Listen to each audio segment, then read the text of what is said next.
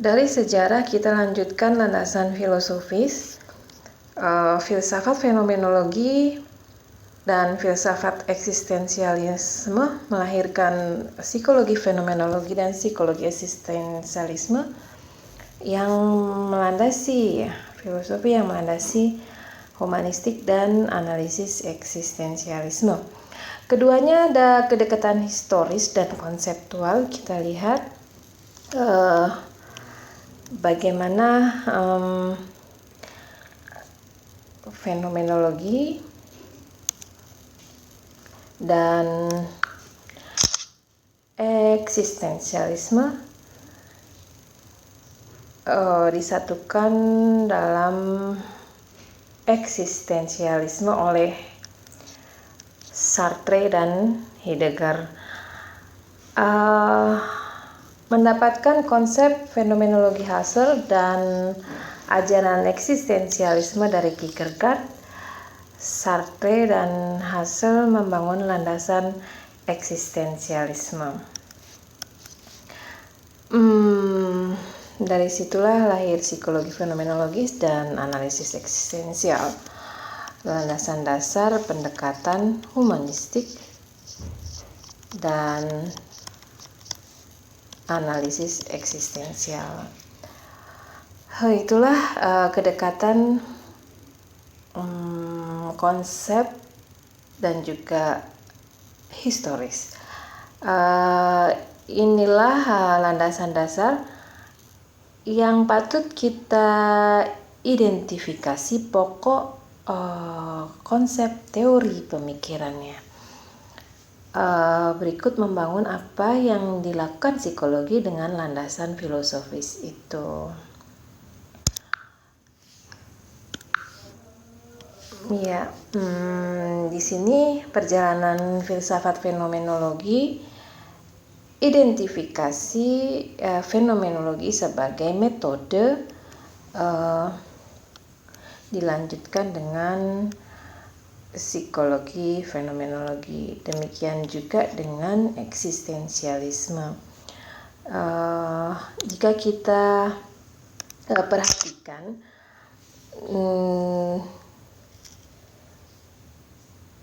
hal pokok yang dilakukan oleh filsafat fenomenologi adalah mengungkap proses dasar kesadaran manusia. Dari situlah muncul metode pendekatan untuk mendeskripsikan gejala sebagaimana gejala itu menampakkan diri apa adanya. Inilah yang digunakan di psikologi, diterapkan untuk menjelaskan atau mendeskripsikan gejala-gejala psikologis. Artinya mengungkap proses kesadaran manusia dengan penghayatan pengalamannya hingga mengarah kepada kondisi mental tertentu. Demikian singkatnya untuk perjalanan ini, dan kita lihat bagian eksistensialisme. Nah, jika kita cermati, filsafat eksistensi berfokus kepada manusia dan kesadarannya. Kesadaran subjektif diri sendiri di dalam dunia yang tidak bisa dilepaskan. Eksistensialisme merupakan bidang filsafat yang secara khusus dia mendeskripsikan eksistensi dan pengalaman manusia menggunakan metode fenomenologis. Jadi dia menggambarkan eksistensi dan pengalaman hidup manusia menggunakan metode fenomenologi. Dan bicara psikologi eksistensial, sama, dia merupakan pendekatan. Ini merupakan sikap baru yang mencoba melengkapi kecenderungan yang sudah ada di psikologi. Sasarannya adalah memahami manusia dan kenyataan eksistensialnya atas diri sendiri dengan sesama dan dunia. Ini gambaran umum dari landasan filosofisnya. Mekanismenya kita lihat detailnya berikut ini ya. Ya, sebelum kita akan jelaskan, ini adalah cara yang saya lakukan untuk mengilustrasikan mekanisme kerja dari isi atau substansi ajaran pokok fenomenologi dan eksistensialisme. Baik, sebelumnya dari filsafat fenomenologi dan psikologi fenomenologi, eksistensi dan psikologi eksistensi, kita berangkat untuk sebentar mengurai kenapa di sini analisis ya. Nah, dia mengacu kepada disiplin yang berbeda, saling berhubungan. Artinya, menerapkan metode fenomenologis dalam menjelaskan eksistensi manusia. Jadi dia mengaplikasikan metode fenomenologis akan temuan-temuan eksistensialisme di dalam terapi psikologis dan psikiatri. Ya, di sini tentunya dimulai dengan pemahaman atau menjelaskan jiwa, kemudian diikuti dengan tindakan-tindakan penanganan, ya, dari asesmen sampai ke intervensi. Nah, berbeda dengan eksistensialisme dan fenomenologis, analisis eksistensialisme bersifat empiris. Dalam arti penyelidikan dan terapi secara langsung diarahkan pada individu. Metode dan pendekatan yang digunakan baik untuk mengungkap gejala eksistensi dan pengalaman manusia maupun untuk terapi. Ya, inilah analisis eksistensi. Lebih jelas kita akan mengidentifikasi mekanisme sistem teori landasan filosofis dari humanistik dan analisis eksistensial. Baiklah, sudah dijelaskan bahwa fenomenologi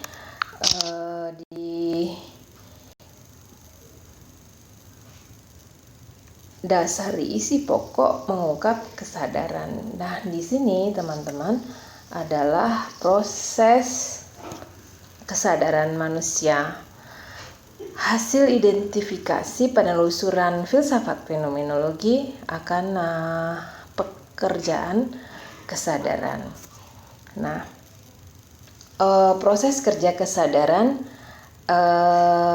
dimulai dengan hadirnya fenomena di medan kesadaran manusia.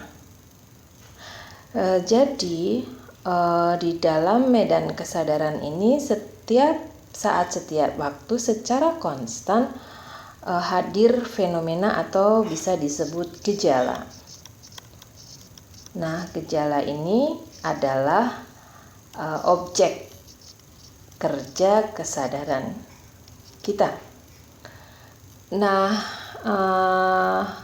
kita bisa identifikasi pengalaman kita sendiri bahwa medan kesadaran kita tidak pernah kosong. Artinya objek, gejala, fenomena itu selalu hadir, dan apa isinya adalah hasil dari identifikasi atau penangkapan indera. Kadang-kadang sebagai contoh kita menangkap sesuatu dari indera kita, misalnya penciuman, dan kita mencium sesuatu dan kita ingat sesuatu, misalnya pengalaman trauma di waktu tertentu gitu.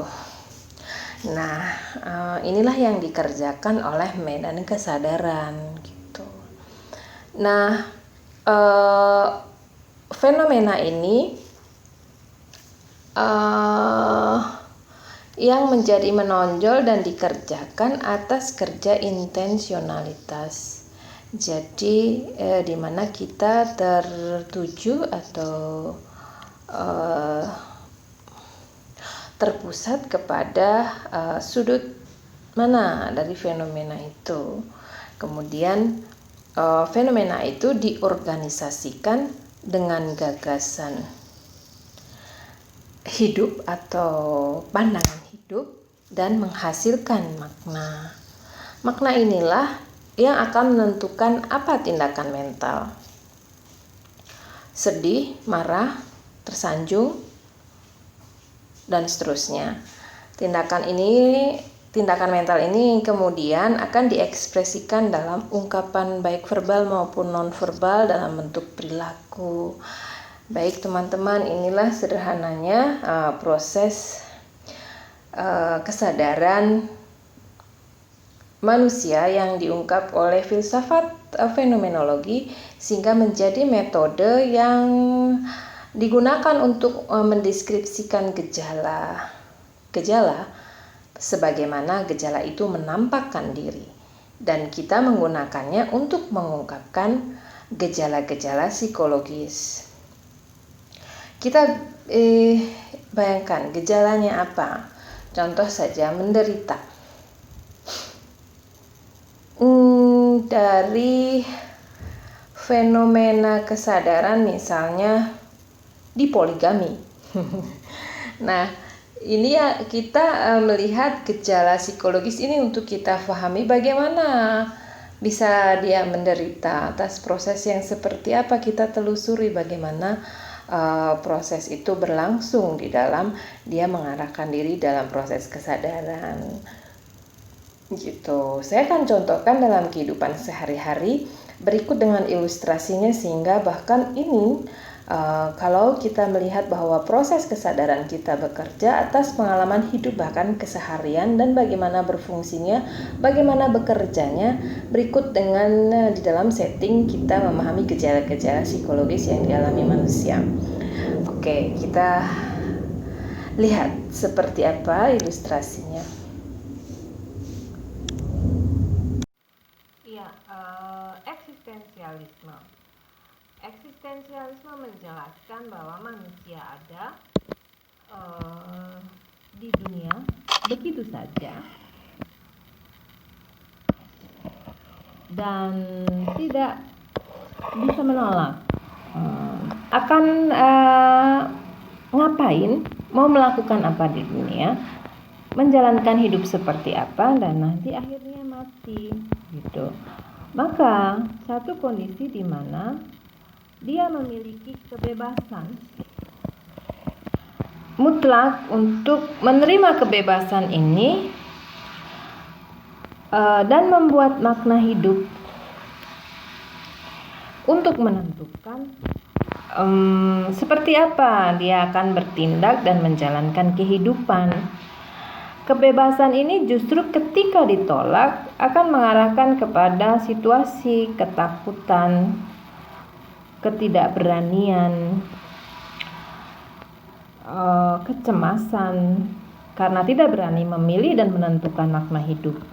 Ini adalah situasi sakit jiwa, sehingga manusia bebas menentukan makna. Ini adalah suatu yang mutlak ada situasinya dan harus dilakukan oleh manusia. Nah, satu hal yang menjadi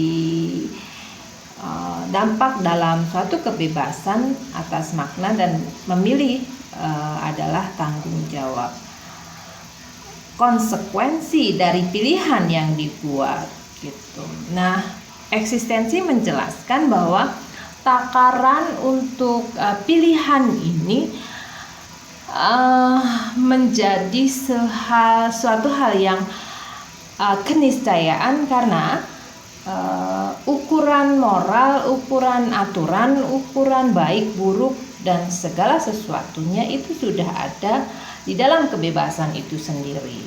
gitu. Manusia tidak akan mungkin memilih alternatif pilihan yang membuatnya berada dalam tanggung jawab beban atas kesalahan dan juga beban kehidupan. Nah, inilah eksistensialisme. Pilihan makna hidup yang dibuat akan menentukan bagaimana manusia menjalankan kehidupannya, akan menentukan pengalaman dan eksistensinya dalam kehidupan. Inilah yang dinamakan corak eksistensi dari manusia menjalankan kehidupan, dirinya, sesama, maupun dunianya. Berbeda, hanya berhubungan. Jadi fenomenologi adalah metode untuk mengungkap bagaimana gejala-gejala itu terjadi dan menampakkan diri apa adanya atas pengalaman kehidupan, sementara eksistensi menjelaskan bagaimana manusia menjalankan hidup dan membangun corak eksistensinya atas makna yang dia buat secara bebas, menentukan dan penuh tanggung jawab. Sederhana namun memberikan sistem. Kenapa sistem? Banyak konsep di sini yang bekerja saling berhubungan yang terkonstruksi dalam sebuah teori. Baiklah, mudah-mudahan ini tertangkap dan bisa membantu kita untuk mengidentifikasi nantinya pandangan dasar humanistik dan analisis eksistensial dalam menjelaskan jiwa manusia. Kita lanjutkan untuk identifikasi ini.